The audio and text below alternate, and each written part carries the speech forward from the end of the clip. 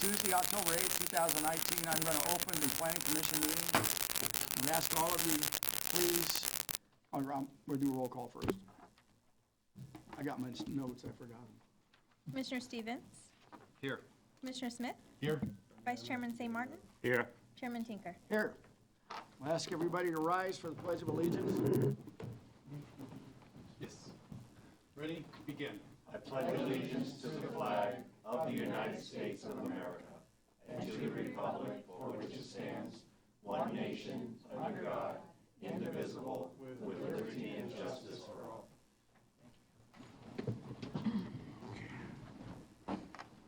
Have any adjustments to the agenda?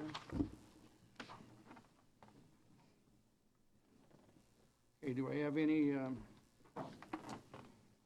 conflicts? No. No conflicts. Okay. So then during the public comment period, any person who may address the Planning Commission on any matter not on this agenda. If you wish to speak, please fill out a public comment form provided in the back of the room and give it to the city clerk. There's a 3-minute time limit on public comments. There'll be no sharing of or passing of time to another person. State law prohibits the commission from discussing or taking action brought up by your comments. Do we have any requests to speak? I have no requests. Okay, no request. Okay, now we'll move to the approval of the minutes. So moved. Second. I have a motion and a second to approve the minutes of 9/10/19 and 9/20/19. Commissioner Stevens? Yes. Commissioner Smith? Yes. Vice Chairman St. Martin? Yes. Chairman Tinker? Yes. Okay, item number 2, conduct a public hearing and confirmation of property to be disposed of conforms with the Beaumont general plan. And at this time, I'll ask for the staff. Thank you. Good evening, Chairman and Commissioners. We have Kyle Warsinski, Economic Development Manager, with us this evening, and he will be presenting this item. Good evening, Planning Commission Chair, members of the Planning Commission. Before you tonight is an unusual item that you've not seen before, at least in the time I've been here, and you may not see again. The city owns real property located east of the Denny's and the Del Taco along 4th Street over there south of Interstate 10 freeway. It's around 2.3 acres or so. And the city's held it for numerous years ago when Beaumont Motorsports used to reside on Beaumont Avenue. We had an agreement with them to sell them the property and relocate their facility. As years went on, Beaumont Motorsports moved to Banning. We were all sad they were gone, and we were left with property that we've entertained multiple different city functions on the property over many different years. So we've been actively looking at how to utilize this property for a government use. And about a month and a half, maybe 2 months ago, we were contacted by a local developer within Southern California that desired to purchase the property from us. So we went to City Council within closed session and talked about if they would even be willing to entertain selling the property, and they advised staff to go ahead and start negotiating. So we've done that. We have not completed negotiations to this point in time, but we're getting closer. And the city attorney's office had found a section in our municipal code that's detailed within the staff report. And it's a process that requires the Planning Commission to prepare a report that certifies that the property being sold conforms with the Beaumont general plan. Staff in the city attorney's office believes that provision or code section was intended so that if a city was selling someone a property, we weren't selling them something that they all thought they could do a commercial project on. Come to find out, it's zoned open space or designated open space and zoned something different. So then we basically take their money, they can never build on that property. So I think there was some sort of precaution put into the municipal code that required Planning Commission to review a property sale that the city owns and therefore make a finding that the property, which is being proposed to be a commercial retail and service center, actually conforms with the general plan and that the general plan allows for those intended uses. So that's what the item is for you tonight. Specifically, the property itself has a general plan land use designation of community commercial. The zoning map in this case and the zoning ordinance also has a zoning designation of community commercial, so they match, which is good. And I've also provided an aerial photograph of the site in case you haven't been over to Denny's or Del Taco lately and haven't looked at the piece of dirt that we have.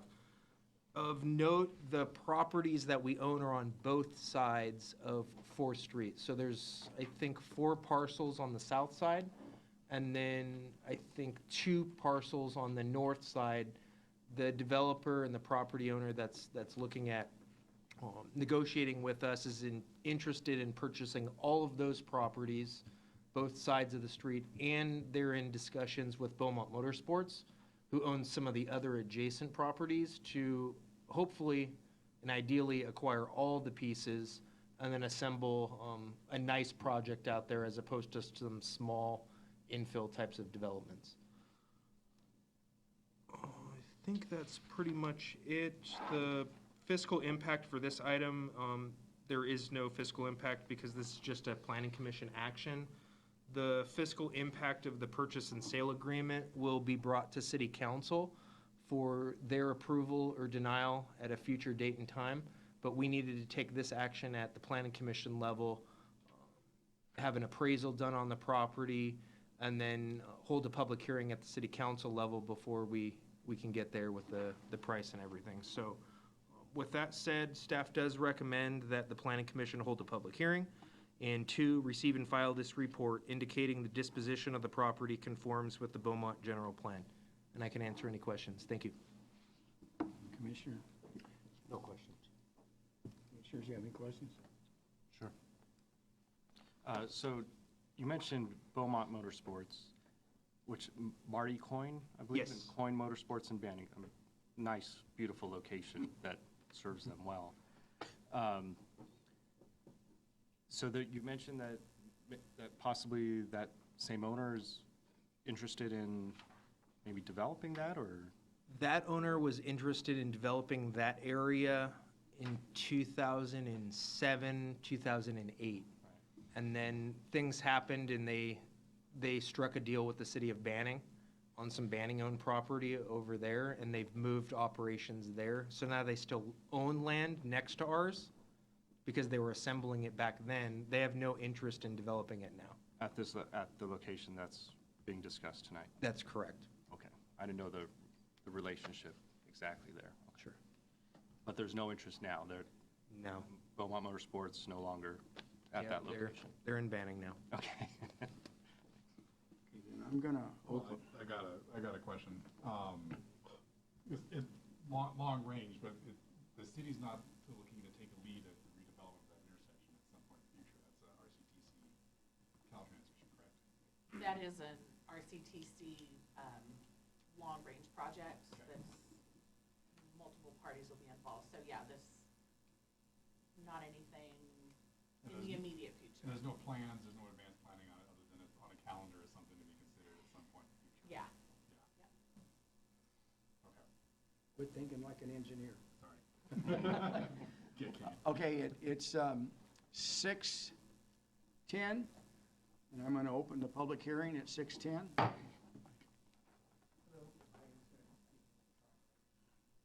On this item? Yes. Go ahead. I'll be brief. Thank you, commissioners. I was thinking about, Please have your name and address. sure, Ron Roy, 835161 Hogan Drive. And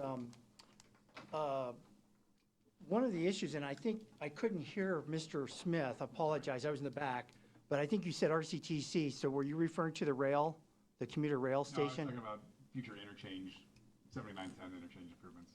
Okay, because this is off of Beaumont Avenue then? Okay, I think there was a Mr. Taco that was going to be going in nearby. I don't know if that's still going. But I know that we have $50 million from federal transit funds for a Coachella Valley to San Gregorio past to LA commuter rail.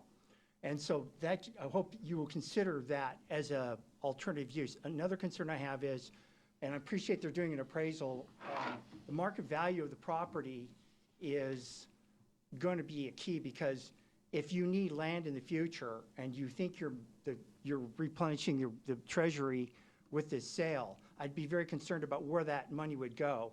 And also, if you have a market that's hotter, in the next couple of years, it would cost the city more. So it's, that's a valuable asset. I mean, it's tax exempt. Therefore, it's got to be paid for, right? Is it private or is it public? The city owns it? The city owns it. Yeah, so I would just say, in careful consideration, think about the fact that they do own it in as many uses as you can, including the transit stop. And I appreciate it. Thank you. Any other questions or comments? Kyle, do you need to respond to anything that Mr. Roy had? I alluded to the fact we've looked at multiple different types of uses for that property in the past, and the city has not come up with a viable use as it sits today.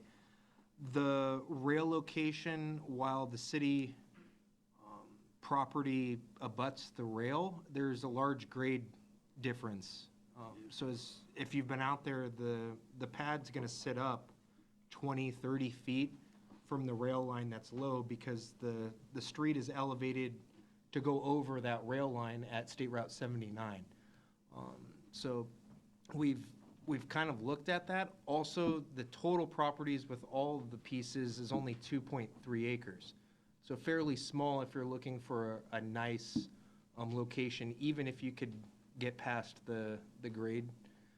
I think we've looked at it from a planning perspective as well as from economic development and public works, and the ideal location, if we were able to land a rail station within this corridor, is going to be further over towards the east, closer to Pennsylvania, where the parcels are flush or at grade with the current rail.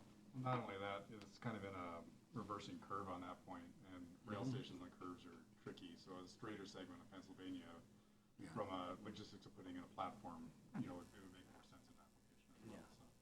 And then on the asset value today versus future, those types of things are items to be considered by the city council as we go through this process. That's what I'm going to say. So our role in this is just determining that the land use is commercial, if they're intending commercial, but it's council's decision ultimately on if the offers come in adequately or what to do with the land. That's correct. Right? One question I have, Kyle, is the parcel on the north side of 4th Street there, how is that going to affect where the VFW and all is? They originally asked for all city properties within that area. I told them that we did own the property the VFW post sits on and pays rent to us annually. They have no interest in displacing them. Okay. Or that property, so that is not part of tonight's action or the negotiations that have been held with city council. Okay. Any other questions? Okay, then I'm going to close the public hearing at 6:14. So, I'm looking for a motion. Move to approve. Second? Okay, I have a motion and a second to approve item number 2, which would refer this to city council. It's just a, Receive and file. you would Receive approve to and file, receive and excuse me. file the report. Yeah. All right, I got mixed up. Commissioner Stevens? Yes. Commissioner Smith? Yes. Vice Chairman St. Martin? Yes. Chairman Tinker? Yes. I didn't read that. She only highlights so much for me. Okay, item number 3. To consider a request for a 1-year extension of time for the plot plan 2018-0134 for a 2.89 million square foot industrial park, Hidden Canyon Industrial Park, located at the western terminus of 4th Street, south of State Highway 60 and east of Jackrabbit Trail. Look to the staff. Good evening, Chairman and Commissioners. On September 17th of this year, staff received a request to extend the life of the Hidden Canyon Industrial Plot Plan by 1 year. The public notice was placed in the Press Enterprise and property owner. I can't hear, I apologize. Is the microphone on? Testing? Yes. Can you maybe move a little closer up front? Thank you.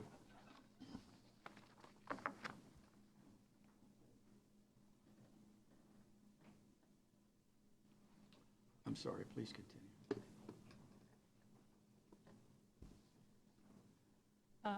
So the project did receive a public notice that was placed in the Press Enterprise, and property owners within 300 feet were noticed of the public hearing. Staff has not received any comments to date. The site is located within the Hidden Canyon Industrial Specific Plan, and the use is subject to a plot plan under that specific plan. Just to give you a little brief history on the property, it was originally approved in 1995 as the Beaumont Gateway Specific Plan that was submitted by Lockheed, and it approved 573 dwelling units on 5,000 square foot lots. In 2001, Wiley Lab Testing Facility approved a specific plan on the property for industrial and operation of a small testing facility. In 2000, the Hidden Canyon specific plan was approved. Following that, it was for 426 single-family residential lots, approximately 20 acres of park and open space, and approximately 5-acre commercial site. Then in 2012, it was amended to change the residential use to industrial, and it's currently referred to as the Hidden Canyon Industrial Specific Plan. There's been a couple of plot plans that were approved on the site. The original plot plan was approved by the Planning Commission on February 14th in 2012. Per the code, the plot plans only have 1 year, and then they can request an additional year. The original plot plan did expire in 2016. They requested to have that reapproved, and the City Council approved that on September 9th of 2016. Unfortunately, that plot plan expired, and then last year, the Planning Commission approved a plot plan on November 13th. So from the 2018 project, it proposes the development of 2.8 million square feet of industrial buildings on approximately 200 acres. The property is zoned Hidden Canyon Industrial Specific Plan, and the general plan land use designation is industrial. The surrounding properties include County of Riverside to the south, east, and west. A single-family residence is located to the east and one to the west, and vacant land to the south.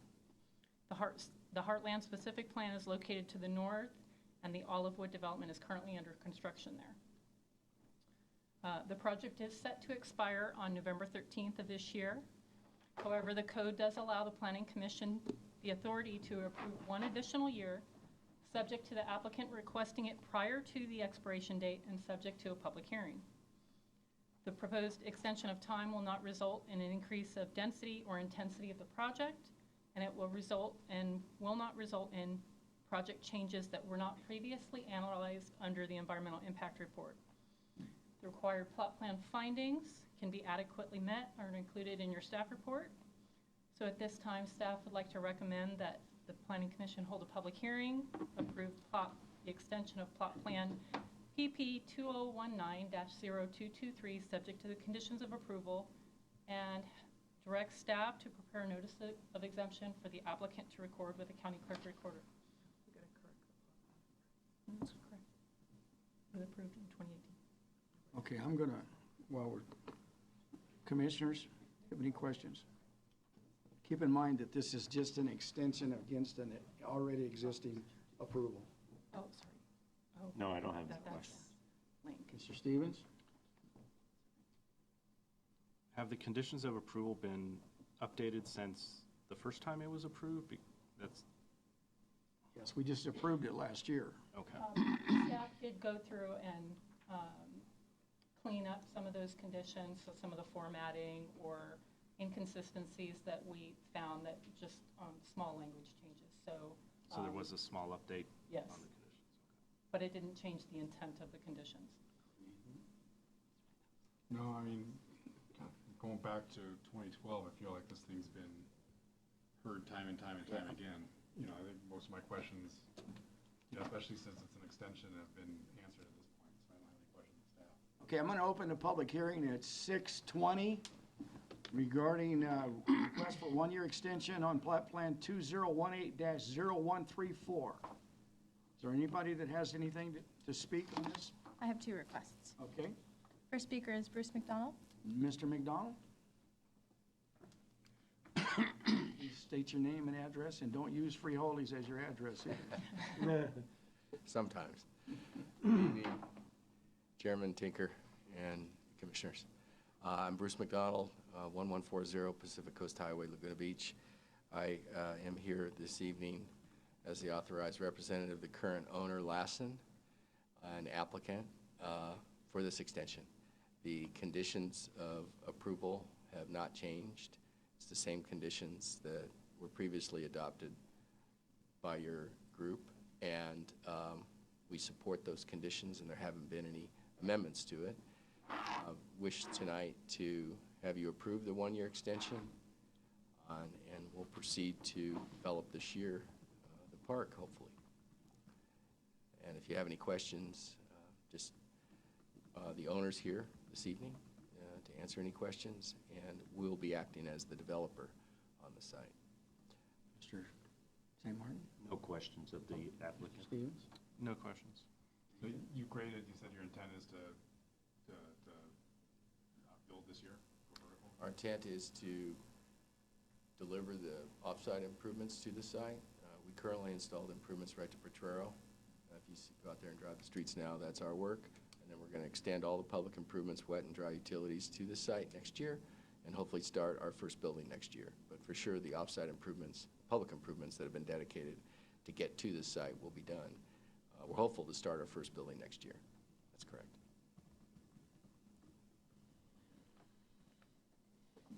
Okay, do I have a second speaker? Yes, sir. Thank you, Mr. Thank you. Ron Roy.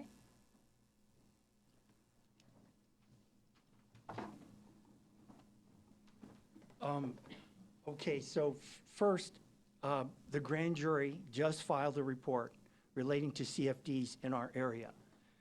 Given your responsibilities, it's your obligation to read that report as it directly relates to industrial projects you review, such as Hidden Canyon that are funded by CFD bonds.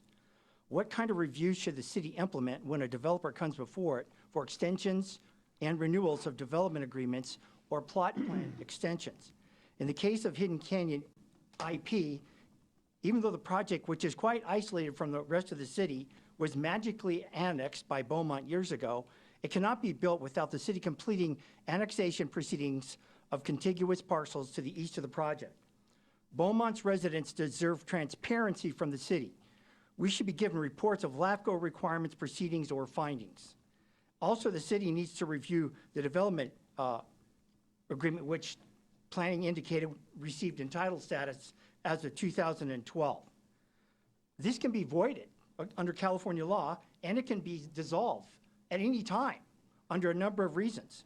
For example, if the city fails to demonstrate that it can complete the necessary annexations via LAFCO and thereby connect the needed infrastructure from the project site to the rest of the city, the 4th Street extension, that's a reason, and there's other reasons.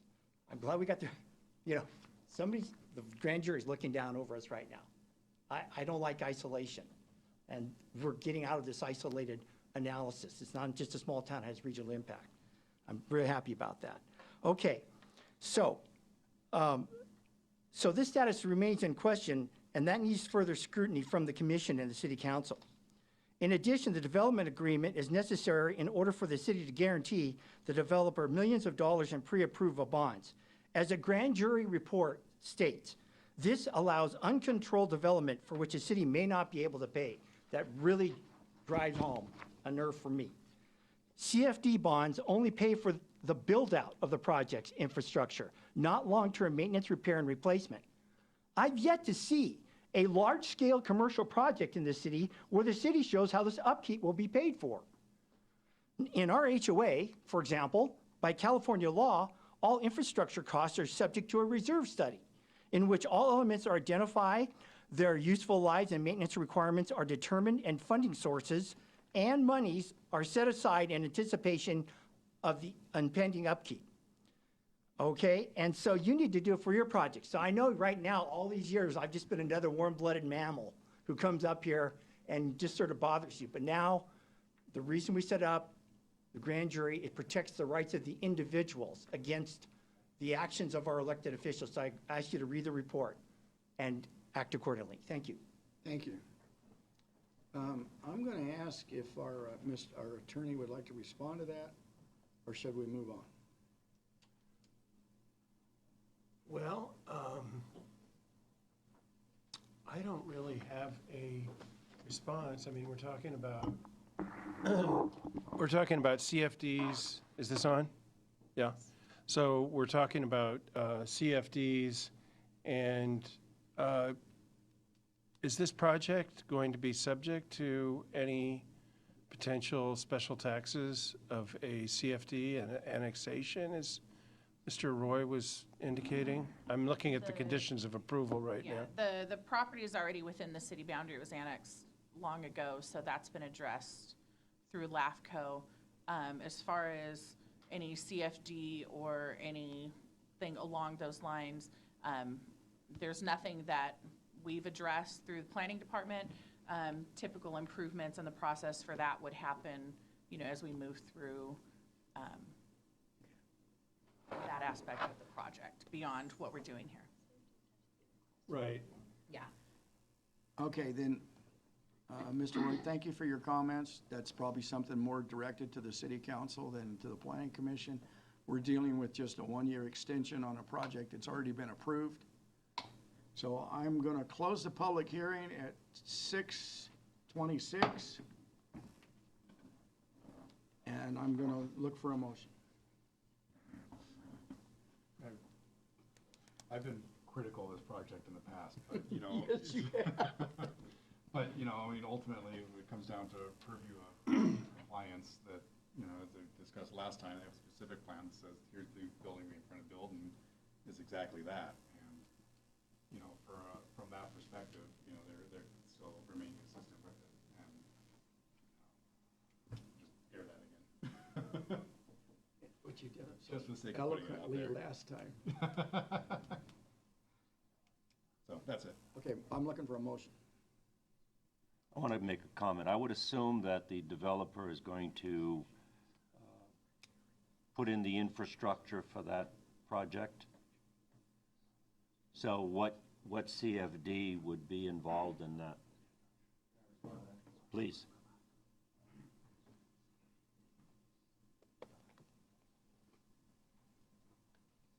The gentleman that previously spoke was incorrect. There are no CFDs in the project, and there'll be no CFDs planned for the public infrastructure, all paid by cash by the owner. Thank you. Mr. Roy, did you hear that comment? I would need documented proof of that claim, and we should put that on the Beaumont website. Well, okay, but I'm just asking you if you understood the response from Mr. McDonald. Okay. It is what it is. It is what it is. But there's an improvement area, 21, that's showing up under CFD 93-1. Okay. We're discussing this specific project. Mr. McDonald responded to yourself and to Commissioner that there will be no CFDs on the project. So I think at this point, that's been resolved. So I'm still looking for a motion up here. Move to approve the extension of 1 year. Second? Okay, I have a motion to approve a one-year extension for plot plan 2018-0134 for the Hidden Canyon Industrial Park. Commissioner Stevens? Yes. Commissioner Smith? Yes. Vice Chairman St. Martin? Yes. Chairman Tinker? Yes. I knew you were going to get another shot at it. Okay, item number 4. Got plot plan PP 2019-0223 for a proposed apartment complex for low-income households consisting of 24 two-bedroom units, 23 three-bedroom units, and 1 three-bedroom manager's unit. Parking, open space, and community building on a 1.4-acre parcel located on the east side of Allegheny Avenue, north of 6th Street in the Commercial General Zone and the 6th Street Overlay, Planning Area 7 of the City of Beaumont Housing Element, APN-419-150-050. And I'll look for the staff report. Good evening, Chairman and Commissioners. Staff received an application for this plot plan on July 31st of this year. We did place a notice in the Press Enterprise and sent it to property owners within 300 feet, and no comments have been received to date. The municipal code does allow multifamily projects within the 6th Street overlay subject to a plot plan. The property is zoned commercial general, but it is included within the 6th Street overlay, and the general plan land use designation is commercial general. The surrounding properties have the same zoning and land use designation. So you may be familiar with this property as the Planning Commission approved a plot plan on May 28th of this year for a 2-story, 47-unit, 1-bedroom, and 1 3-bedroom manager's unit to serve the special needs population. The applicant is now requesting a modified project that includes a 3-story project with 24 two-bedrooms and 23 3-bedrooms plus the 3-bedroom manager's unit for low-income households. As I mentioned before, the buildings are 3 stories in height, or 37.8 inches in height, and the code does allow up to 50 feet, so the project is consistent with the code there. The 2-bedroom units are proposed at 912 square feet, and the 3 bedrooms are 1,169 square feet. The project is proposing a 1,752 square foot community building in addition to 10,800 square feet of open space. So the municipal code does require open space for multifamily projects to be calculated at 300 square feet for each 2-bedroom and 400 square feet for each 3-bedroom. And the open space requirement for the project would be 16,800 square feet. However, the code does allow incentives for qualifying projects, which this project does qualify for. The incentives can include a reduction of open space, which the applicant is requesting a 35% reduction in the open space requirement. Also, because the project is proposing a lower income project, it does qualify for a density bonus under the code, and it does allow them to increase the density from 24 dwelling units per acre up to 32.4 units per acre. The applicant is proposing a density of 30.8 units per acre, which is within the allowable density bonus range. As part of the code requirement, they are required to do a density bonus housing agreement that is forwarded to the City Council for execution. That draft agreement is included in your staff report package. The site does include 28 parking spaces per AB 744 that provides a parking allowance for low-income projects, which are calculated at 0.5 spaces per unit versus the municipal code, which requires 2.5 units per 2.5 spaces per unit. The site is provided access from Allegheny via a 26-wide driveway on the west side of the site and a 26-foot wide driveway onto an alley that's located on the south side of the subject property and runs parallel to 6th Street. The project is exempt from CEQA as a infill development, and the plot plan findings can be adequately met and are included in your staff report. So at this time, staff would like to recommend that the Planning Commission hold a public hearing.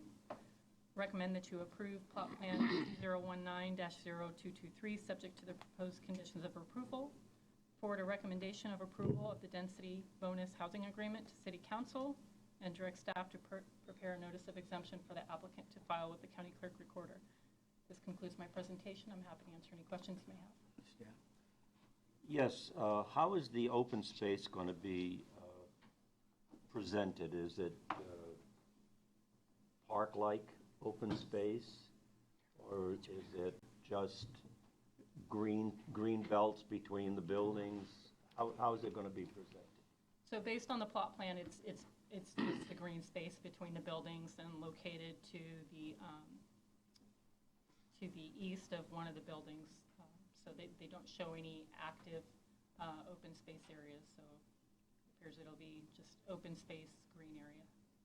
And on the parking, does that allow for guest parking also? So under AB 744, it's just for that type of project. Doesn't specify, it's just Right. X number of parking Right. spaces. Mr. Stevens? No questions.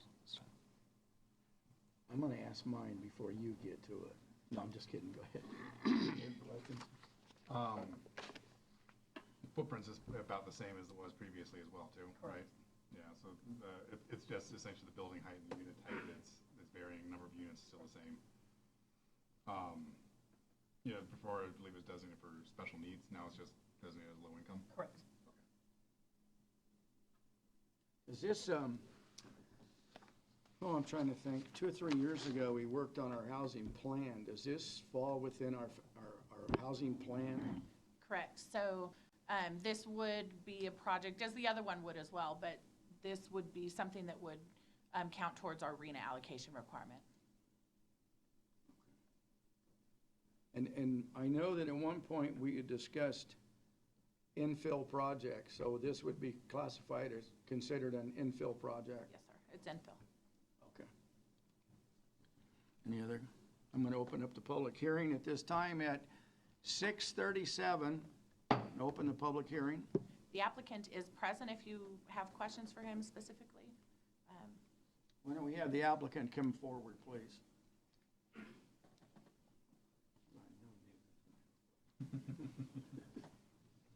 Please state your name and address, please, sir. Cody Snyder, 3590 Elm Avenue, Long Beach. Okay, he's here if you guys have questions for the developer, the owner, the builder. No, I just want to make a comment that we are sorely in need of this type of housing in the Beaumont area. Mr. Stevens? You know, the question looming over my head is, you know, adding 24 and plus 23 units, just for policing standards to make sure that the police department is up with the ratios of police officers to residents. Absolutely. According to the FBI standard, or, you know. The police department, they're part of our development review committee, so one of the deputy chiefs participates every week with us for project review. They have provided a condition, which I think is included in your staff report. So we do keep that in mind, and both public safety, police, and fire weigh in on things like this. I think I know the answer on this, but for 3 floors, you're not required to have elevators? No. My question would be... It's very possible there will be elevators that we do design into the project. It's our general policy to try to do that, but it just depends on where the numbers end up shaking out in terms of construction costs and what pencils out at the end of the day. You have enough units on the lowest level to probably be able to serve ADA ratios, but I was just curious. I know a lot of times I see it when it starts getting up there at hallways. I know this one's not hallway loaded, so, you know, I think that might be part of what the difference is. And then Link Housing is the long-term owner of the property? Yeah, we have another property on Illinois Avenue that is for veterans, and that one has been operating very successfully so far. We hold our properties for decades. We don't sell. We have, I think, 8,000 some odd units throughout California. Okay, All so affordable. Link Housing would be responsible then for maintenance and upkeep and, you know, so on and so forth. That's correct. Okay, wonderful, thank you. 2 comments. One, when we reviewed the veterans facility there on Illinois, it seemed to come back for a couple of different design reviews. versus elevators, no elevators, this type of thing. So are we pretty well set here, or are we gonna be looking at another design change? Another design change is actually quite possible, and the reason why is because we happen to be sort of between funding regimes at the state, if you will. And so the funding sources are changing as we speak right now, and that's why I'm back before the commission again with a little bit different plot plan, a little bit different unit mix. And it's possible we may have to revise again. So far, we have kind of these two, and the idea is to end up selecting one of them based on what shakes out at the state level. That way we have the flexibility to move forward and get the best project possible and actually build something here. It's always, the bottleneck is always state funding. It's very possible based on the state funding that we might have to come back again, yeah. Okay. When you brought the veterans thing forward, you were working with the veterans organizations. What organizations are you going to be working with now to fill your rooms? I mean, you're talking low income and this type of thing, so. Sure, so the project you have before you today is a family project. It's general low-income population. The other one that was brought before you previously was a special needs population type. For our veterans project, we work with, in particular, veterans organizations, including the federal agencies and their local counterparts to fill those units, and working very closely hand-in-hand with them. We also, on our projects, we have an internal arm of our shop that deals with social services for our residents. And then we also work with service providers for special needs populations, and there's case managers and other services to connect them to different aspects of their organization. They have people that deal with substance abuse issues, with family counseling, a wide variety of things. I guess I probably didn't state it correctly. You're talking about having low-income folks, and which is great, but who's going to screen the applicants? If somebody just walks up and says, I don't have any money, are they going to walk in the door, or do you have an agency that's screening these folks?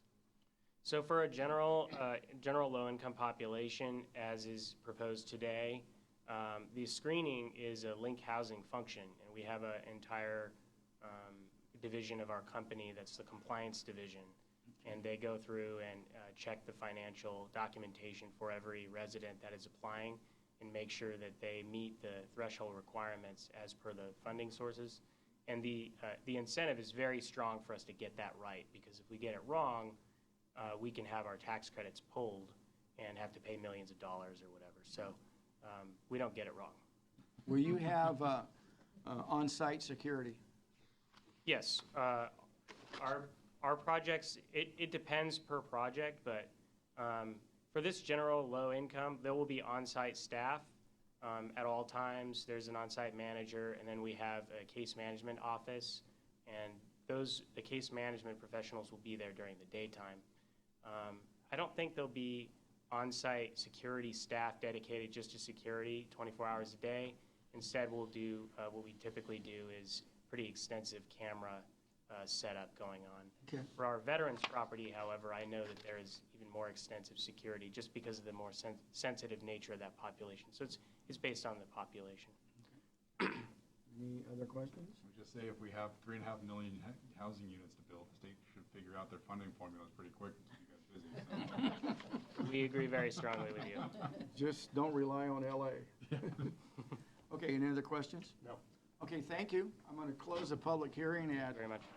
6:45. And I'm looking for a motion. I'll move to approve. Second. Okay, I have a motion and a second to approve plot plan PP 2019-0223 for the proposed apartment complex, which will also include directing staff to prepare a notice of exemption for the applicant for the record and afford a recommendation of approval of the density bonus housing agreement to City Council. Commissioner Stevens? Yes. Commissioner Smith? Yes. Vice Chairman St. Martin? Yes. Chairman Tinker? Yes.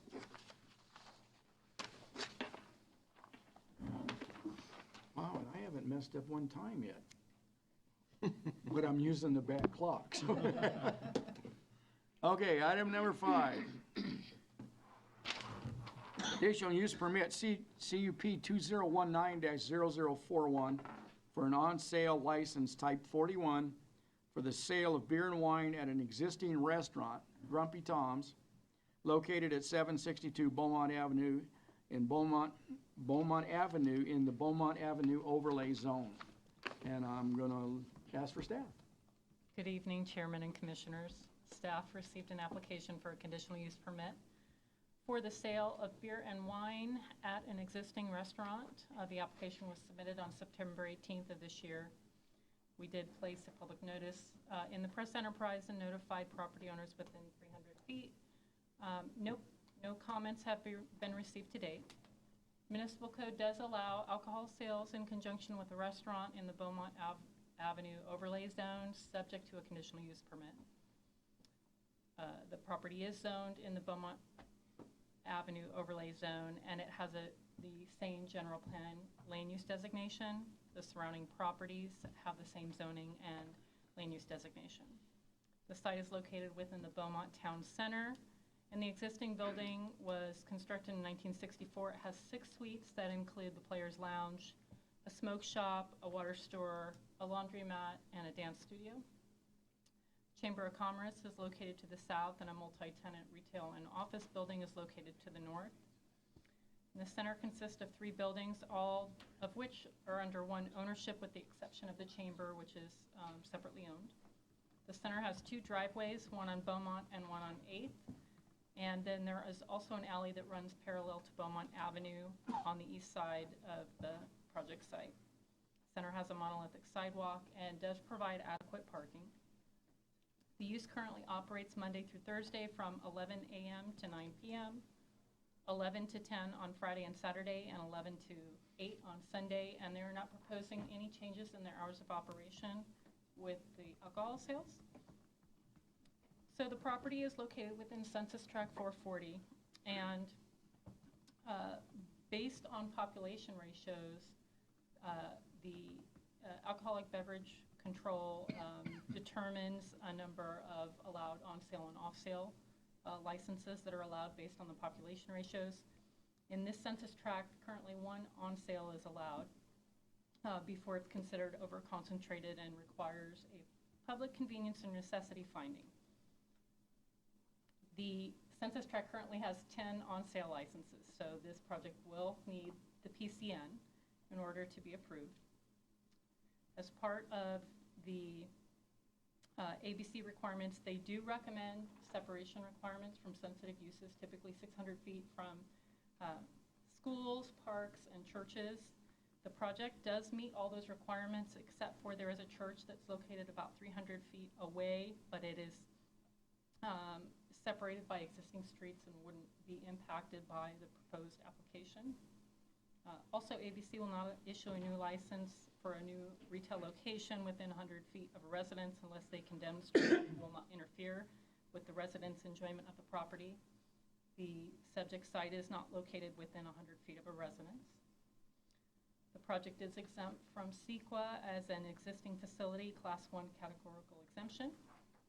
So at this time, staff would like to recommend that the Planning Commission hold a public hearing. Approve conditional use permit 2019-0041, subject to the proposed conditions of approval, and direct staff to prepare a notice of exemption for the applicant to file with the county clerk recorder. This concludes my presentation. I'm happy to answer any questions you may have. Anyone have questions for staff? I'm surprised Players Lounge doesn't have a problem with that. When it was Johnny Russo's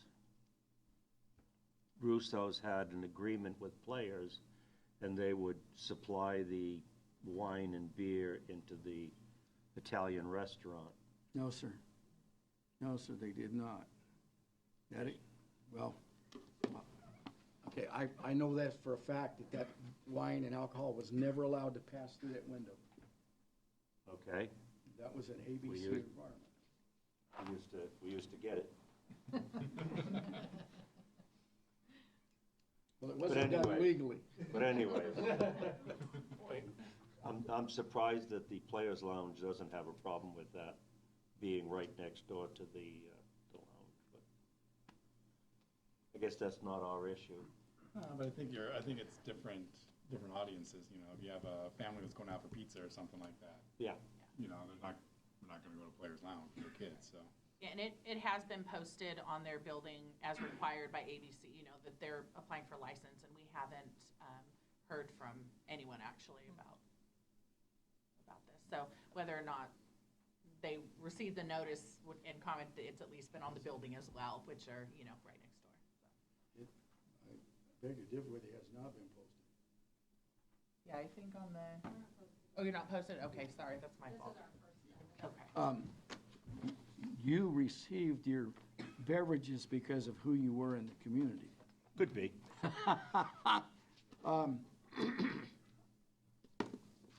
I have a question for staff. I'll ask you guys. You guys go ahead first. No questions? No questions. Okay, in your staff report, we've been through this before, but when we're talking about an on-sale type 41 license, and in the statement you have in here is, you know, the authorizes the sale of beer and wine for consumption on and off the premises where sold. And remember, we've gone down through this before, huh, Paul? If we're approving a license for in the restaurant, we're not approving it for off-sale. Correct. Yeah. Yeah, it's got to be consumed on. Correct. on site. Correct. That, I apologize, that was an error. Okay, just want to make sure. So what I'm going to do right now is, That's actually no other questions for staff? Oh, that's actually, I'm sorry, that's actually the definition. No, I know it is. ABC, I yeah. just want to make sure that we understand that. So what's in your staff report is the definition taken from ABC. What we're approving tonight is on sale, not on and off. Okay. Or on or off. It's just for on-sale consumption. Okay, I just, Yeah. we get hung up on that one all the time, don't we? Yep. Okay, so what I'm going to do is open the public hearing at 7:52. Public hearing is open. The owners here may come 6:52. forward and answer any questions we have, please. I'm going to correct you. 6:52, What did I say? 7. Okay, I close. got so close. I almost got through a whole meeting without screwing it up. Good evening. Do you have any questions? Could you state your Could name? we have your name Oh, and address? sure, of course. My name is Julie Baldridge. My home address is 43160 Sandy Court in Hemet. Okay, I have a question for them. Go. My understanding is, and I've been through this before, there will be no alcohol going between players in your facility. That is an ABC. There is absolutely no alcohol going from players to, there's nothing liquid that goes from players to Grumpy Tom's or vice versa. The only thing that goes through that window is food from us into players. That is all. One other question I want to build on your comment a little bit is, my understanding is the reason that you want the beer and wine is because of your clientele is more of a family Absolutely. oriented, and guy wants to go and Yes. have a beer, can't do it, so. Because they're coming in with their families, they're coming in maybe after sporting events, or a family and mom wants a glass of wine with her pasta, dad wants a beer with his pizza. That is it. Pizza and beer is a good combination. Absolutely. Any other questions for the applicant? You're not Grumpy Tom, though. I'm not. My brother is Grumpy Tom. I'm nice, Julie. And my partner, even nicer, Jessica. Okay, so when, Julie, when do you figure that your posting will take place? As soon as we have our conditional use permit, we will apply to ABC. We have everything intact, our file ready to go to them, but this is our first step.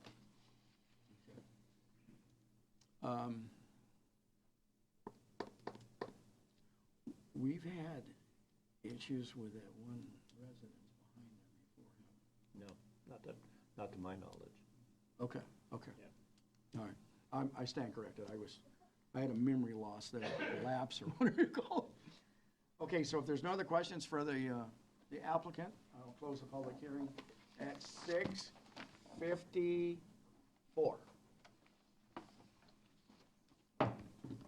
Okay, so I'll entertain a motion. I'll move to approve as presented. Okay, I have a motion I'll second. and a second to approve conditional use permit CUP 2019-0040. Commissioner Stevens? Yes. Commissioner Smith? Yes. Vice Chairman St. Martin? Yes. Chairman Tinker? Yes. Okay, and now we'll move to the Community Development Director's comments. I was going to ask Commissioner Stevens why he's so reluctant to chime in on these.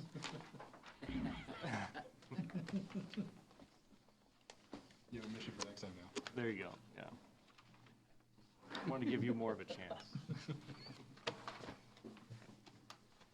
All right, good evening, Commissioners. A couple things on the list for tonight. I put a couple of pieces of information up on your stations there at the dais. The first one is an opportunity for I call it a little workshop session put on by the American Planning Association Inland Empire Section. It's out in Fontana at the Sierra Lakes Golf Club, and it's basically an opportunity to hear about recent legislation, some CEQA stuff, some housing stuff, information about some general plans, a little bit of fun in between, and some dinner along with that. Let's see the date on here, November 7th. If check your calendars, if you're interested, send me an email, or Carol or Nicole, any of us, and I can get you registered. And this is just one of, many opportunities that will come up along the way of trying to bring more of these two guys as they come through to us. So anyway, I guess that, I sent this in an email to you as well. So if you can't attend the dinner, there's an opportunity for participating in a survey. And it's a survey of planning commissioners throughout the Inland Empire area. And I haven't gone on there because I'm not a planning commissioner, so I don't know what kind of questions there are, but I know it went out to all the cities in our region. So if you would be interested in participating in that as well, I'm sure they'll take the information that you provide and aggregate it, and then they put out a report which will go, out to all the cities, but also helps feed into other future sessions, opportunities for training, larger scale events and things like that for commissioners to attend. So if you have questions or anything, let me know, but we're happy to register you if you can make it. The next piece of information I have for you is a chart that looks like this. So probably back in September, I think we talked a little bit about the arena happenings for the sixth cycle that has started. This has to do with our housing and our housing needs allocation. At the time that I brought this forward to you guys, the SCAG had identified about 650,000 houses as the state's need, and the state came back shortly after that and said, nope, it's 1.3 million statewide that's needed. SCAG developed 3 different methodology types to look at different ways to disperse that amongst all the cities in the region. That is reflected in your chart here, options 1, 2, and 3. WRCOG did make an error on our option 3 number. It's actually not 11,000. It's somewhere in the 4,000 or 5,000 market for that one. If you look at the other handout we had, you'll be able to compare that. Since all of that information came to be, all of the cities have had an opportunity to weigh in, both at the WRCOG level and at the SCAG level. SCAG has done some outreach and provided some information to all the cities. They've digested the methodology options. They took the information that the cities commented on, and they also have now taken issue with the state and said, no, we don't think 1.3 million is the right number. It might be somewhere like 800,000 then. If it's not the 650,000 that we initially thought it might be 800,000, but it's still not 1.3 million. So SCAG is currently arguing that with the state. We have yet to see what will come of that. I don't know that anybody's terribly optimistic that it's going to change, but they are doing what they should do, to represent the counties that they represent. They've also developed an option 4. So that's a new methodology that took into consideration some of the additional information that cities had commented about relative to what was not considered in the first 3 options, which have to do with location, a lot to do with location of jobs and where the job centers are versus where the people are. So anyway, you see that number did not benefit a whole lot many of the cities in the region. It still looks like option 2 is the best option for not just our city, but for the majority of cities. City of Beaumont did comment, council directed staff to provide a letter to WRCOG and SCAG indicating our support of option 2. At this point, it's kind of a wait and see now that SCAG has added the option 4 and they're arguing the numbers with the state. We will probably hear sometime later this month or November if anything will change or if a final methodology selection will be made. I'll bring back to you what I hear when I hear it. This has just recently occurred, like end of last week, so.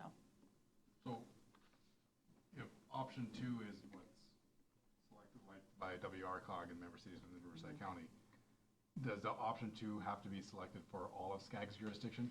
Yeah, so whatever methodology option is selected will apply to the whole SCAG region. Okay. Because that's the only way that they can allocate adequately Right. or equitably, I guess, across the board. Everybody has to be using the same methodology. So option 2 now, I'm not sure if I sent in the email to you guys last time. The SCAG actually has a link where you can go on and you can select every city in the SCAG region and it'll populate their whole option 1, 2, and 3 in there, so you can kind of see like how we stack up versus how some of the LA County cities stack up or how some of the San Bernardino County cities stack up.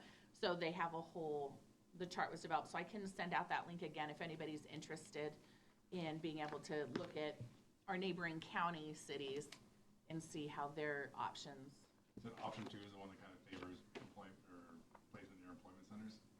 No, so employment actually wasn't taken into consideration at all with any of the 3 options. SCAG did not use the job centers as a factor. Short-sighted. Well, and looking at it from our perspective out here, we have a huge commuter population. So we don't have the job centers. We have people that leave and go to the job centers, right? So if the job centers are factored in, by default, then that would allocate more housing to where the job centers are because theoretically you want to take people off the road and put people where the jobs are. So I think that's part of the reason why the job centers were not considered. That was also a huge outcry from our region was we don't have the job centers here, but we're getting a large share of the housing need, but we're also being told take people off the roads, Right. cut down on vehicle miles traveled, air quality issues, et cetera. Yeah. And we also don't have the high quality transit out here, which was one of the factors considered to help get people 2 job centers. to job centers. So it's a little bit of a conundrum, and it's a huge difference between things that like LA and Orange County look at versus things that San Bernardino and Riverside County look at. So SCAG has somewhat of a balancing act to do, but we are just one of several counties that are weighing in on this. Several cities and several counties, yeah.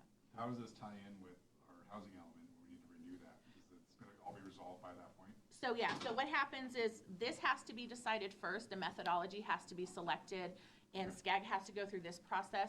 And once this is done, which will be sometime early next year, and before mid-year, then the cities will start working on their 6th cycle housing element. So our housing element will have to be, the new one will have to be adopted by October 2021. So next year, probably right after we bring the general plan update through the process, through you guys and through council, we'll be putting out for an RFP for the housing element update.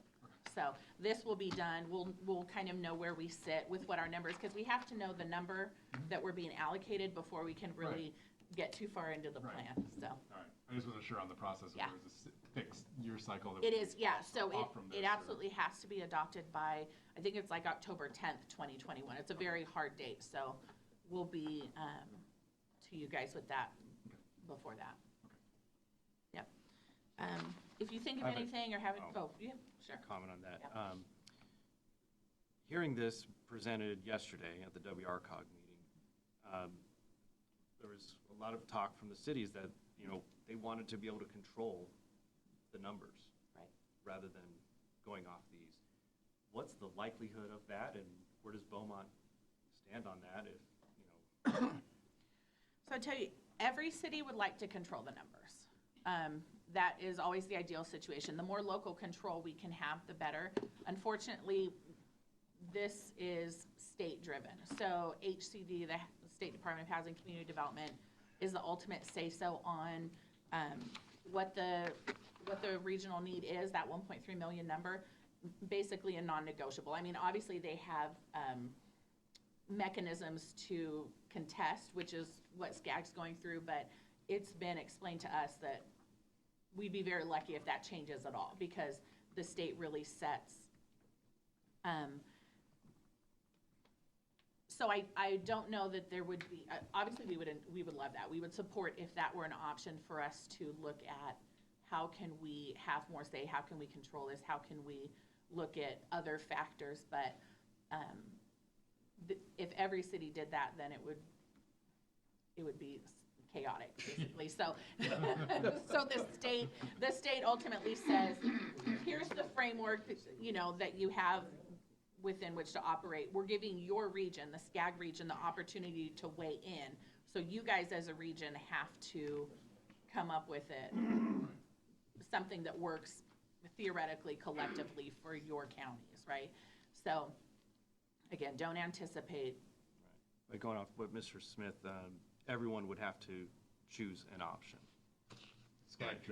So ultimately, we're going to end up with one option for the entire SCAG region. Right. So we all have gotten to comment to SCAG on, each city individually can say what option they prefer. But SCAG ultimately is going to, their board will vote on what option is selected.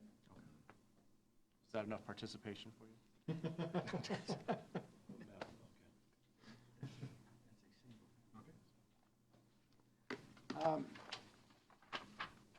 What are we doing as far as filling a vacancy? Oh, hang on, I have one more comment, and then Nicole has comments for you guys, and we'll talk about that. So our next meeting, I think, is scheduled to be November 12th. 12. Oh, sorry, November 12th. Whatever date it is, there's a fairly high likelihood that we won't have a meeting that day. We have a lot of projects in the hopper. I don't think we have any that are going to be quite ready to hit their CEQA mark that we would be able to bring to you. So we will keep you posted. In another week or so, we'll know if we'll have anything, and Nicole or I will send out something to let you guys know. And with that, I'll turn it over to Nicole to fill I you was in coming on home from NASCAR. all the good things she has. I was coming home from NASCAR for a day early just for that. No, that's a lie. Oh, okay. I should have known, right? Right. So as you know, there's a current vacancy. So at the next city council meeting on October 15th, I will be getting direction from council to post a vacancy notice. And at the November 5th meeting is where council will appoint planning commissioner. So you should have a new planning commissioner by the next meeting, whether it's November or December. And is that a completion, so it's one more year, or is he have, would that, or he or she? would It have 3 more years? would end December 2020. Okay. So it'd be for a 1 year. 1 year, yes. Mm-hmm. And then there's going to be changes made. Whichever month your meeting is held, it will be held in room 2. This council chambers room is going under renovation. Excellent. So that will kick off later on this month. And so until then, the interim meeting room will be room 2 next door. That's it. And we won't have a second meeting this month either. How long for the renovation? I'll have more of a timeline next week once I sit down with the contractor. I'm hoping that it'll be done by the end of the year. That's our goal. Can I make a request? Sure. Could I get a little clock built in up here so that I... We'll figure out the clock situation for sure. Okay, any other comments, questions? Okay, then I'm going to close this planning commission meeting at 7:10.